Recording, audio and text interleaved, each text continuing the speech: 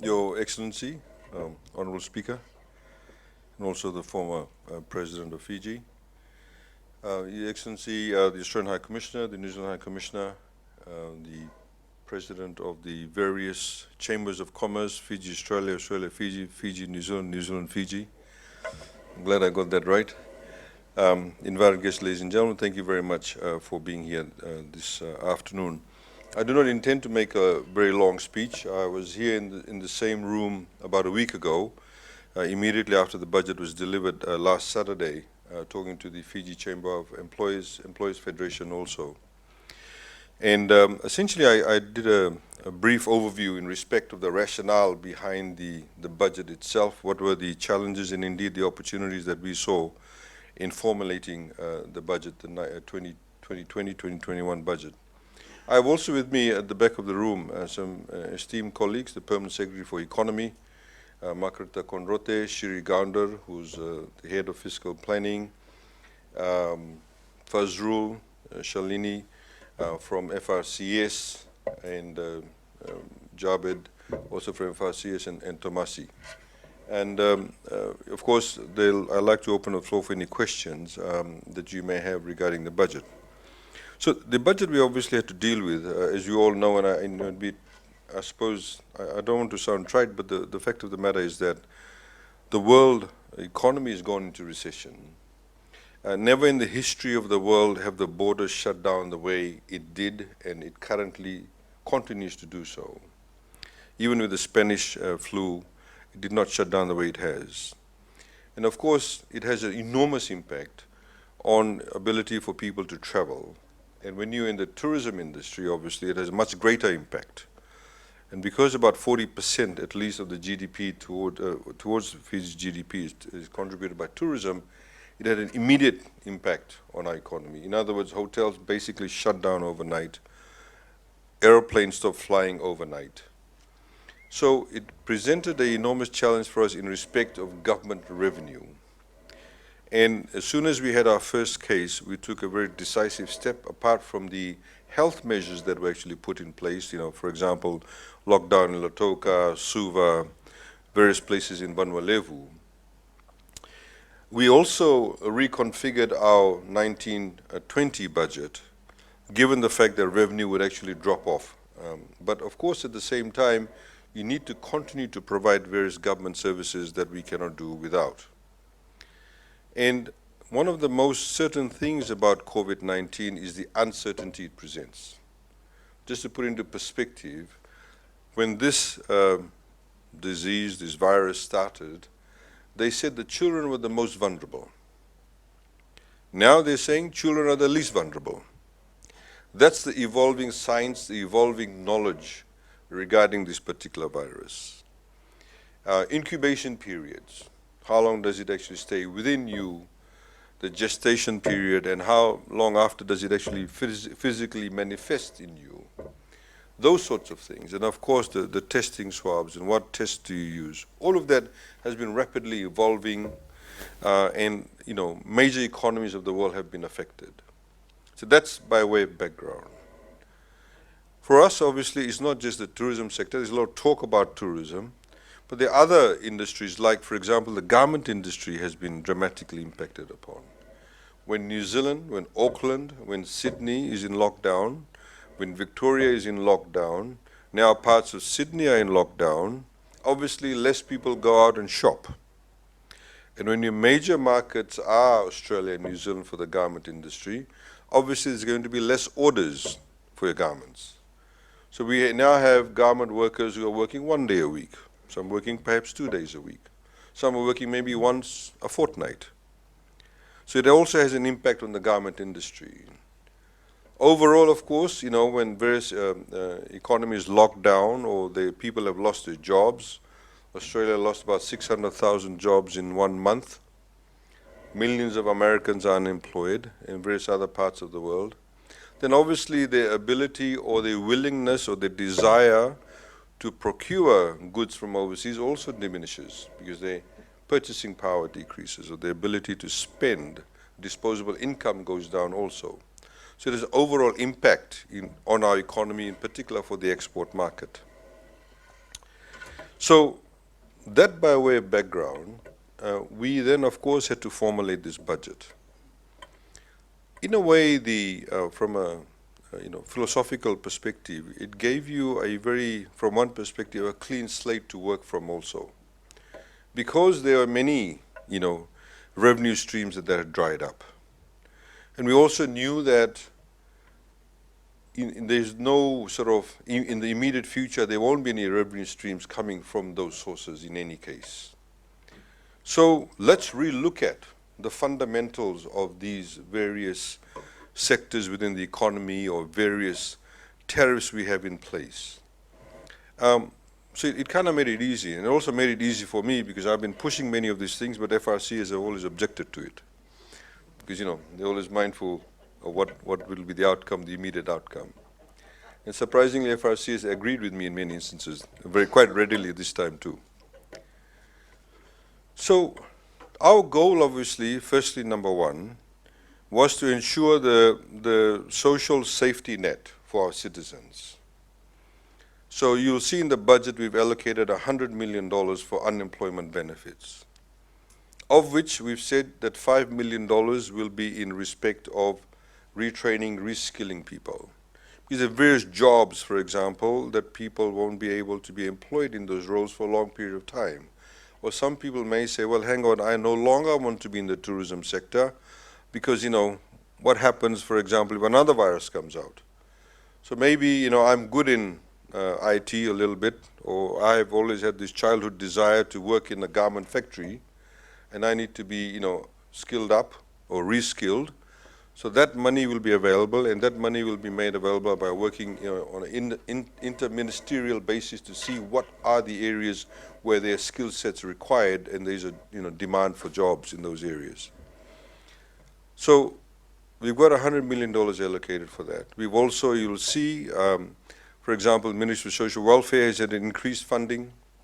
The Australian government have also participated with us in respect of topping up with some of the benefits that we're giving for the three categories, the child care, disability, and of course the poverty benefit scheme. We're very grateful for that. And so that's one safety net aspect that we've looked after. Linked to that, of course, as you know, that we had announced the micro, small, medium enterprise concessional loan funding. We've allocated $60 million. $30 million will be disbursed in this financial year that ends next week. Another $30 million in next financial year. We received over 9,000 applications. We are providing up to $7,000 for the micro enterprise applications. It's for existing micro enterprises and any new enterprises. So there are a lot of people, for example, the example that I always use now is if somebody's been working as a pastry chef, and I know of some real live examples, and they are no longer employed, they can, if they were able to have access to a commercial oven, be able to make, right from baguettes to croissants to ordinary scones to breads to meat pies, etc., that they can sell in the communities and actually earn a living. So it's for existing and new micro enterprises. And then for small and medium enterprises, we give up to $14,000 and $21,000 respectively. And these are for existing small to medium enterprises. So that's by way of assistance, safety network, etc. Now, linked to that also, I would argue that we have increased the funding for agriculture. There's a huge focus in respect of the outreach work or the extension services of Ministry of Agriculture. The Minister of Agriculture is already doing, working on things like backyard gardening, etc. And you will see. I mean, I was down in the market in Singatoka yesterday. Stuff you can pick up, a few months ago for $2 and now selling for $1. So the trick there, of course, is to ensure so there's no oversupply. So there's currently a sort of balancing act going in the agricultural sector too, but there are, of course, numerous opportunities in respect of our ability to export too, and capitalizing on the Fijian brand. The second aspect, of course, was in respect of how do you sort of, spur up the tourism sector. We have obviously been quite lucky and the decisive steps that we took, we're now in a position where we have declared ourselves COVID contained. In other words, that there are no local transmission of COVID-19. There's nobody in Fiji outside those who are in the quarantine area who actually have COVID-19. So that's a very, a special place to be in. We are the only independent South Pacific country that actually has a WHO certified testing facility. So we can get tests done within 6 hours, you get your results. And we made sure of that because it does give it does give credibility in respect of your health status and ability to talk to other people, in particular now, of course, Australia and New Zealand, regarding what we call the Bulla bubble. So because of our health status, we're in a better position to talk to Australia and New Zealand about the Bulla bubble.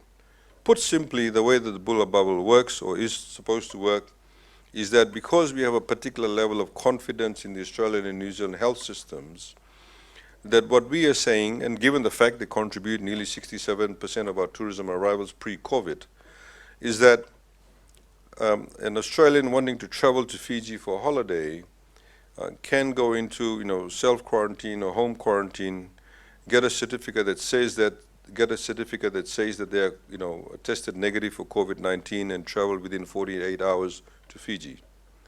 Upon arrival to Fiji, they simply cannot just get off at the airport and wander around. There'll be dedicated what we call VIP lanes, and through the VIP lanes with dedicated transportation, they'll go to dedicated resorts where they actually spend their time there. And they have their holiday, and of course they spend their money and they pay for the resorts, they eat our food, swim in the sea, our people actually get re-employed. And then, leaving that particular bubble, they come back in dedicated transportation and go back to Australia and New Zealand. I'm putting it in very simple terms. There are, of course, various health protocols, but these are just in a very brief summary of how it's supposed to work.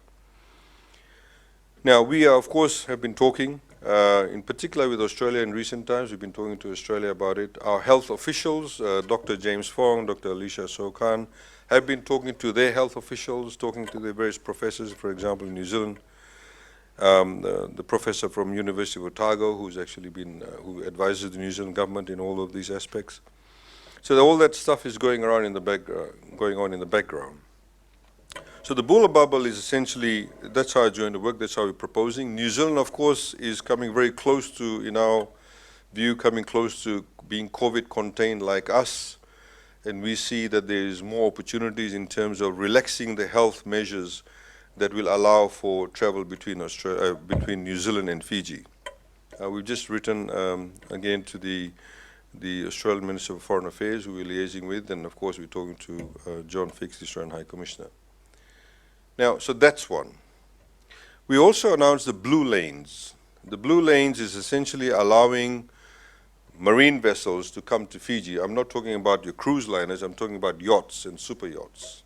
There's an appetite, we found there's a lot of inquiries.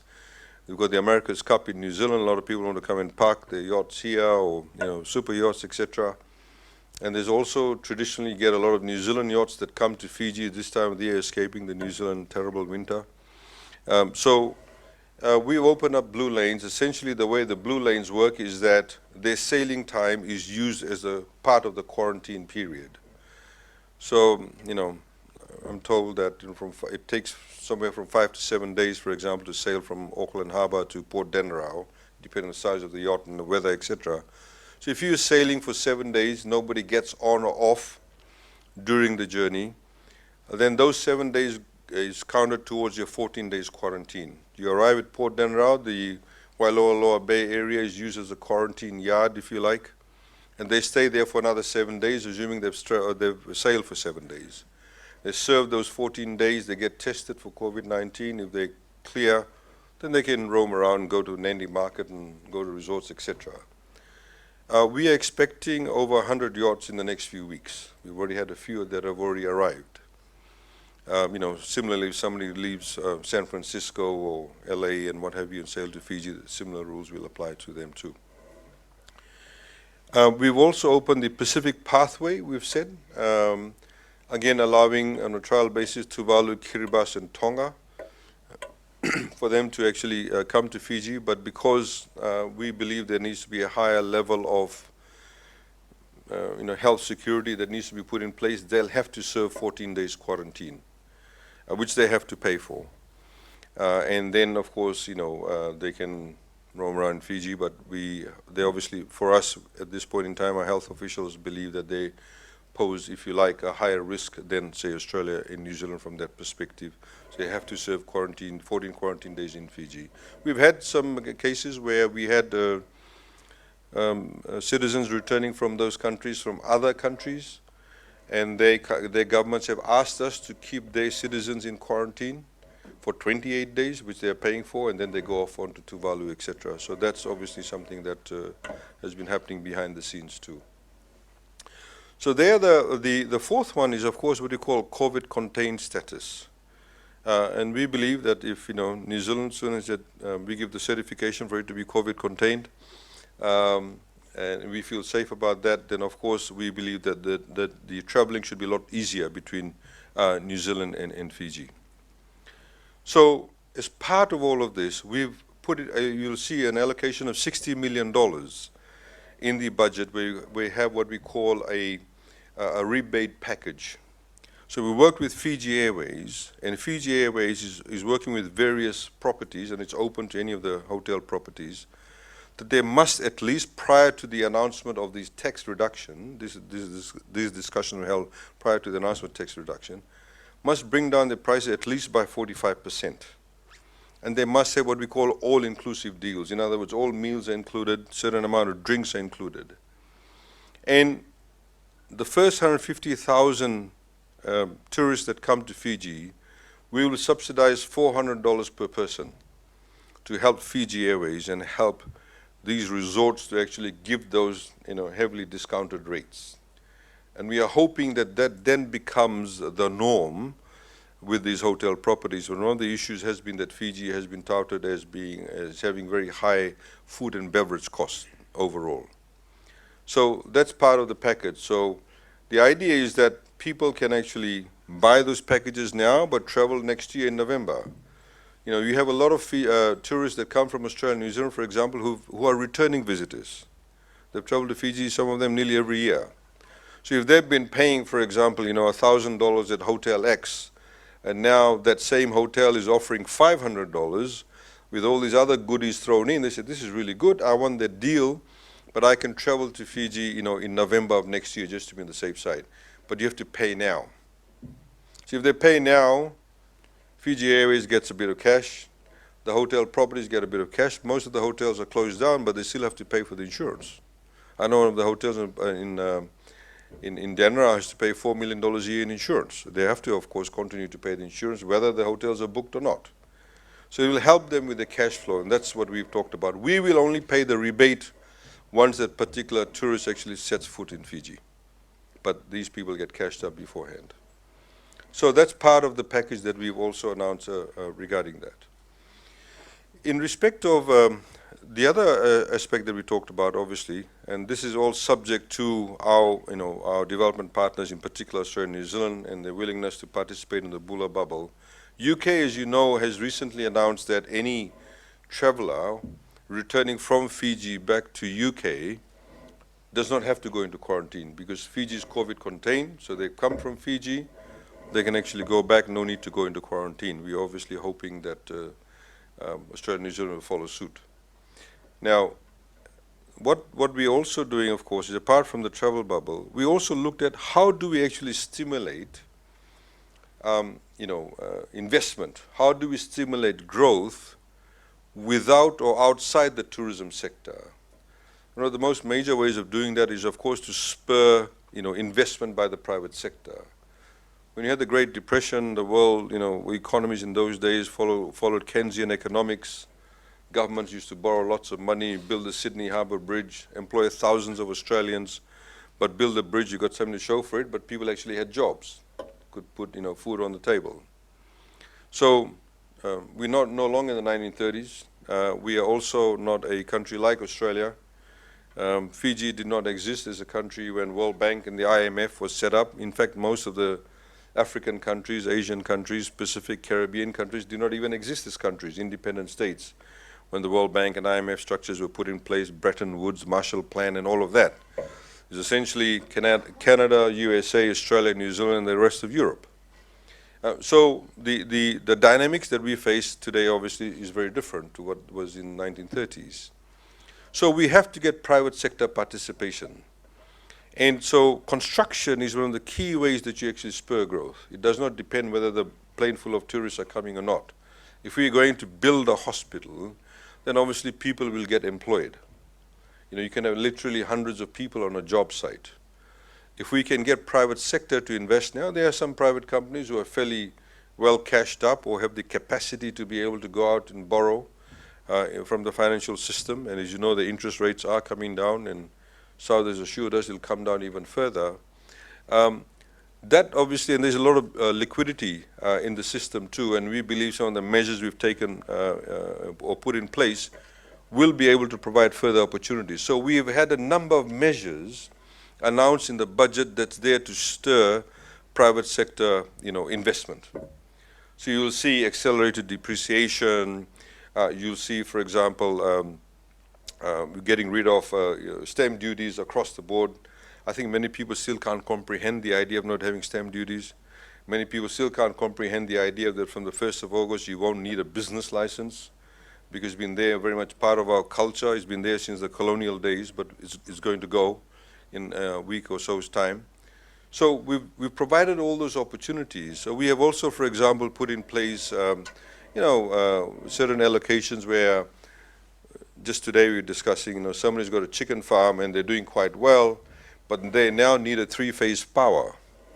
And EFL requires you to come up front with $80,000 to set up the substation.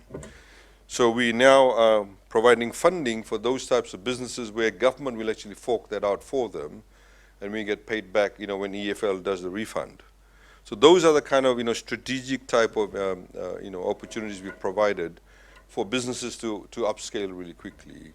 And as highlighted by Lisa, that a number of the FRCS type submissions have been made by the FIA in terms of VAT reversal charges, thin capitalization, and all of those types of things we've actually put in place to gain public sector confidence in respect of investing. You'll also see strategically, so they are the sort of three key aspects that we've addressed. We've also, for example, the last one that I should say is over 1,600 items, the tariff rates have been brought down, significantly.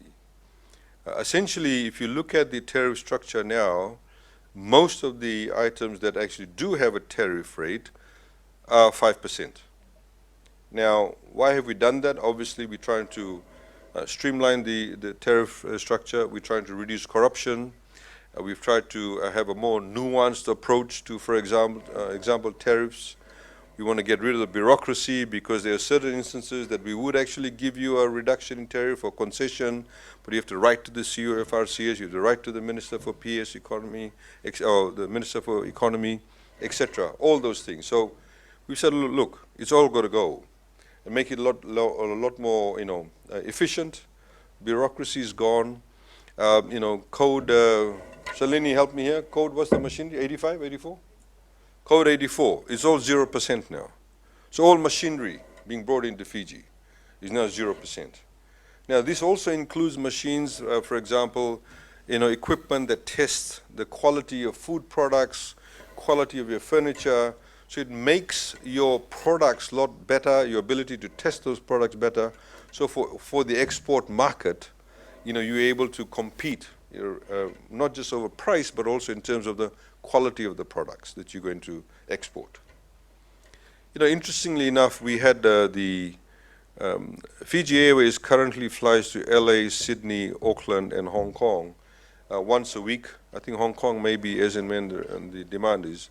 Freight flights. Out of freight flights, about 80% to 85% of what we export are all agricultural produce. So there's obviously a lot of opportunity. I mean, these ranges from Yangona or kava and various other products. So there's obviously a focus in that respect too. So I would say that there are sort of 4 key areas in respect of the budget. There's some strategic investments we've done. For example, the police force, the funding for the police force has increased. It's surprising, a lot of people have said, please don't remove the curfew because it provides a particular level of psychological safety that, a lot more people are getting unemployed perhaps, and they could resort to, illegal ways of doing things. But of course, you need more police. It means that about over 200 police officers will move up to the next rank. We're paying for that. We're also allowing for about 137 new recruits. The health has received increased funding, of course, with the COVID response and various measures in place. I think over 200 nurses that will now no longer be intern nurses, but become fully fledged nurses. More doctors coming on stream. So those are the kind of areas that we continued with funding, some additional funding for forestry. And so strategically, that's what we've done. In respect of our expenditure overall, of course, as you can see that we've reduced where we could. We're shutting down 5 of our embassies. Many, of course, countries are also doing that. We are the only Pacific Island country with actually so many embassies from the Pacific or throughout the world. So 5 of the embassies will be actually shut down. We've given it till the end of December to do so. For example, we've got 2 embassies at the moment in USA. We've got one in Washington. We've got one in New York. Of course, New York is far more active. It's got far more work. Washington is only 1 hour by plane, 3 hours by train. So we can shut down Washington, and New York can service Washington. In the same way with Brussels. We've got a mission in UK, we've got a mission in Geneva. And of course, Geneva, there's a lot of UN agencies there too. So again, to double up, New York and Geneva are expensive cities to have buildings. So in a way, it defrays the cost when you're able to have other embassy costs subsumed by these embassies. And also, we are going to shut down Malaysia. And Jakarta, can service. Jakarta can also be accredited to Singapore. There's certain politics that's played, certain countries, if your emissions are there, you cannot be accredited to other countries. Jakarta is a lot more neutral from that perspective. It can service the rest of the Southeast Asian countries. Plus, pre-COVID, Jakarta is going to be in a few years' time, I think, the 6th or 7th largest economy in the world. So you have to be able to position yourself, and of course, Japan will continue. And I'm just trying to think which other ones they got shut down. Oh, yeah, Seoul. And Seoul will also be shut down. Japan is only, an hour away by flight. And all our development partners actually understand this, and we need to be able to obviously be a lot more frugal in the way that we run our operations. So that's given us the fiscal space to be able to provide a lot of these incentives that we currently are doing so. So perhaps I'll stop there just to give you an overall snapshot of what we've done with the budget. Just before that, actually, we've, in terms of taxes, the airport departure tax has been slashed from $200 to $100. Those of you who may not know, out of the $100, there's a levy that goes to CAF, and there's a levy that goes to AFL. So, for example, in the upcoming budget, we've had to entirely fund the operations of CAF because CAF has not been making any money because there's been no people coming in, so there's no revenue for CAF. So, again, we have slashed ECAL from 10% to 5%. Environment and climate is still very important to us. We had a cyclone in the middle of the COVID-19, crisis, if you like, or pandemic, when we still had active cases to be able to manage that. The cyclones ain't going to stop just because you've got a pandemic. The waters ain't going to stop rising just because you've got a pandemic. That's a real issue for us. We identified over 40 villages that need to be relocated to higher ground. Continuously on a daily basis, we are building seawalls, nature-based solutions regarding seawalls, etc. And of course, we've removed STT altogether as far as the tourism sector, and of course, various other industries are concerned. We've increased the threshold because previously, if you're in restaurants, rental car business, cinemas, hotels, etc., your threshold, if it was $1.25 million, if you earn more than that gross turnover, then of course you have to pay ECAL and STT. We've now increased the threshold to $3 million. And so if you're above $3 million, you simply will be paying only the ECAL and of course VAT. So that's in a nutshell. Please, I'm quite happy to answer any questions. As you can see, the whole manner in which we've set out the budget is more forward-looking. It's trying to get Fiji to be ready rather than reacting to when the borders open, positioning ourselves in a much better position. One area that we are very keen on, as we've sort of mentioned to various people from Australia and New Zealand in our discussions too, that we think there's opportunities in Fiji for manufacturing, more manufacturing, and also assembly lines. Thinking long term, because there are some countries obviously would like to move those types of operations away from countries like China now, maybe bring it closer to home. So we think there's opportunity. We have well-trained workforce. We can train people more in that area, and of course areas such as ITC also presents new opportunities for us. So there's a site in Navutu that we are looking at developing very quickly with IFC and FNPF regarding that. So thank you very much, and let's open up the floor for any questions, which I'm sure you have lots of. Thanks.